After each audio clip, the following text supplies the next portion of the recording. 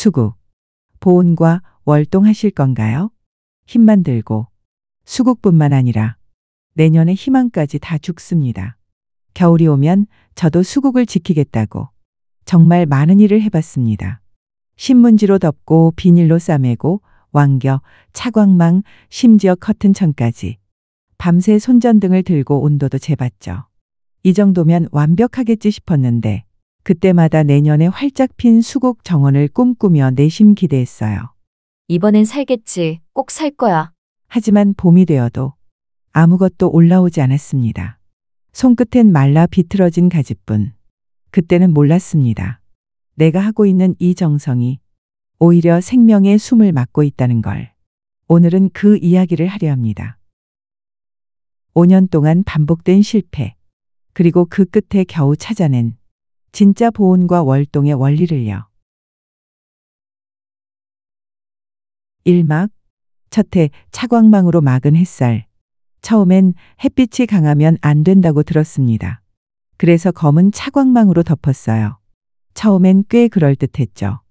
바람도 막히는 것 같고 눈이 와도 그늘이 생기니까 따뜻해 보였습니다. 하지만 얼마 지나지 않아 차광망 안쪽은 녹은 눈의 습기와 비바람의 무게를 이기지 못해 주저앉아 버렸고 눈이 녹았다가 다시 얼기를 반복하면서 꽃눈뿐만이 아니라 뿌리까지 모두 얼어 죽었습니다. 살아있던 가지가 손으로 닿는 순간 툭 부러졌습니다. 그 소리 아직도 잊을 수가 없어요. 그 원인은 단순했습니다. 차광망이 햇빛을 차단해 더 춥게 되었고 땅이 마르질 않았기 때문이었죠. 햇살은 단순히 따뜻한 빛이 아니라 흙 속의 수분을 증발시켜 곰팡이를 막아주는 자연의 히터였습니다. 그걸 제가 가려버린 겁니다. 그때 알았습니다. 수국에게 필요한 건 그늘이 아니라 햇살과 바람이었다는 걸. 감싸는 것보다 비춰주는 것이 중요했죠. 2막, 두 번째 해 비닐로 꽁꽁 싸매기. 그래, 이번엔 완전히 막자. 그 생각으로 투명 비닐을 꺼냈습니다. 바람 한 점 못 들어오게 꽁꽁 싸맸죠. 그 안은 낮엔 따뜻했습니다. 저한텐 너무 좋았어요. 하지만 밤이 되면 그 따뜻함이 그대로 얼음이 되어버렸습니다. 낮엔 찜통, 밤엔 냉장고. 아침에 비닐을 열어보면 물방울이 뚝뚝 떨어지고 꽃눈엔 얼음막이 덮여 있었습니다. 이게 바로 결로였습니다.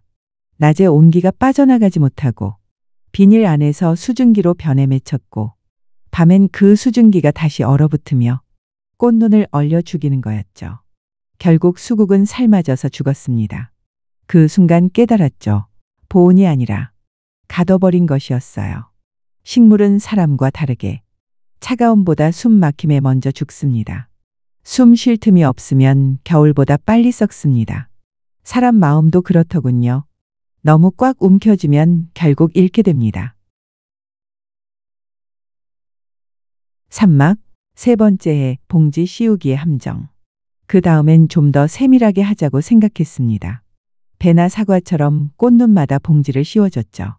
비가 오면 젖을까봐 밤마다 손전등 들고 확인했습니다. 하지만 며칠 뒤 안쪽은 하얗게 변해 있었습니다. 곰팡이, 숨이 막히고 공기가 돌지 않으니 꽃눈이 전부 썩어버렸습니다. 수국의 꽃눈은 영도 근처의 냉기엔 강하지만 습기엔 매우 약합니다. 게다가 봉지 안은 낮엔 고온 다습, 밤엔 급냉, 즉 온도 차가 가장 심한 최악의 환경이 되어버린 거죠. 그때 처음 느꼈습니다. 과한 정성은 오히려 고문이 된다. 식물은 말을 못하지만 그만 덮어달라고 이미 신호를 보냈던 겁니다. 잎끝이 검게 타들고 줄기가 미세하게 꺾여 있었거든요. 도와주고 싶다는 마음이 때론 상대를 더 힘들게 할 수도 있구나. 3막, 아무것도 안 한 겨울. 그 다음 해엔 정말 아무것도 하지 않았습니다. 할 기력도 없었어요. 이젠 네가 알아서 버텨라. 그렇게 놓아뒀죠. 결과는요?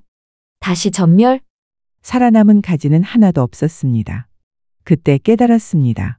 자연의 힘은 위대하지만 아무런 도움도 환경 조정도 없으면 그 위대함은 발휘되지 않는다는 거려.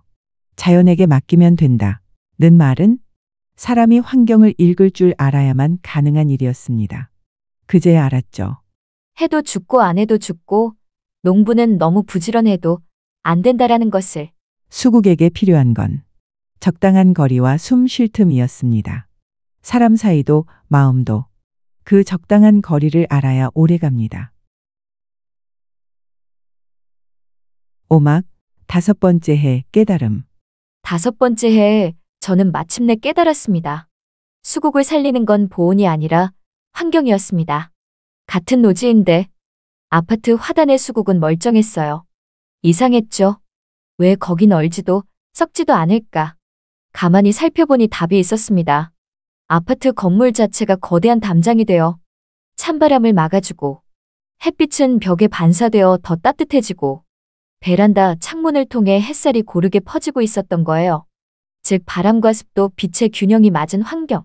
수국은 온도보다 이 3가지의 균형이 깨질 때 죽습니다. 바람이 없으면 곰팡이가 피고 습도가 없으면 건조해 죽고 빛이 없으면 약한 꽃눈이 얼어버리죠. 결국 그 환경을 옮기면 되겠다고 생각했습니다. 그래서 올해는 비닐을 수국 위로 덮지 않고 수국의 키 높이만큼 일자형으로 담장을 세웠습니다. 바람을 막아주되 공기는 돌게 하고 햇살은 그대로 들어오게. 그 안은 포근하지만 답답하지 않았습니다. 비닐 아래 온도는 마이너스 3도였지만 비닐 담장 안쪽은 2도 정도 따뜻했습니다. 딱 얼지 않을 만큼의 자연 보온이었죠. 또 때때로 눈과 보약비를 맞아 웬만큼의 수분을 유지할 수 있었지요. 그게 바로 수국이 견딜 수 있는 보온의 한계선이었습니다. 그때 처음으로 마음이 편안해졌습니다. 내가 뭘 해줘야? 가 아니라 이 아이가 스스로 버틸 수 있는 공간을 만들어줘야겠구나? 6막 겨울을 함께 버티며 이제 저는 매일 아침 그 담장 안 수국을 한 번씩 바라봅니다. 오늘은 괜찮니? 너무 춥지는 않니?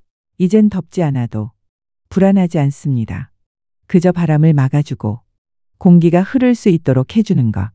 그게 진짜 보온이었습니다. 겨울은 견디는 계절이지만 살아있다는 건 버티는 법을 배우는 일이기도 합니다. 수국도 사람도 마찬가지죠.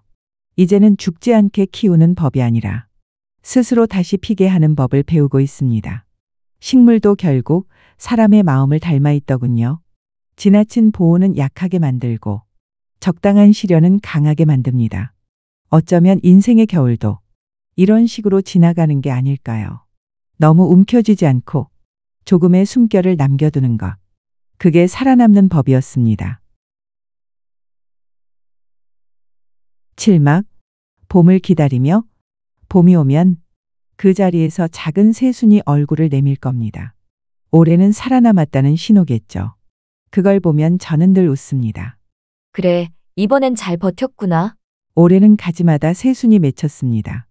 작년엔 단 한 송이도 없었는데 이번엔 15송이가 피었어요. 그걸 보며 느꼈죠. 아, 드디어 내가 자연을 이해했구나. 그 한마디면 충분합니다. 수국은 결국 저에게 말해줬습니다. 덮어주는 게 사랑이 아니라 숨 쉴 수 있게 해주는 게 사랑이라고요. 이제 저는 겨울이 무섭지 않습니다. 차가운 바람 속에서도 가만히 보면 생명은 여전히 숨쉬고 있으니까요. 실패를 거듭하며 배운 건 죽음이 아니라 다시 피는 법이었습니다. 눈 아래 묻혀있던 가지가 다시 푸른 잎을 내밀 때 그건 단순히 식물이 살아난 게 아니라 우리의 기다림이 피어난 결과겠지요. 사람도 관계도 삶도 마찬가지입니다. 차갑게 얼어붙은 시간들이 결국은 따뜻한 봄을 준비시키고 있었던 거죠. 이제는 알겠습니다. 겨울은 끝이 아니라 봄을 준비하는 침묵이었습니다. 다음 이야기. 수국이 다시 피는 날, 겨울을 버텨낸 작은 가지에서 다시 꿈이 피어납니다.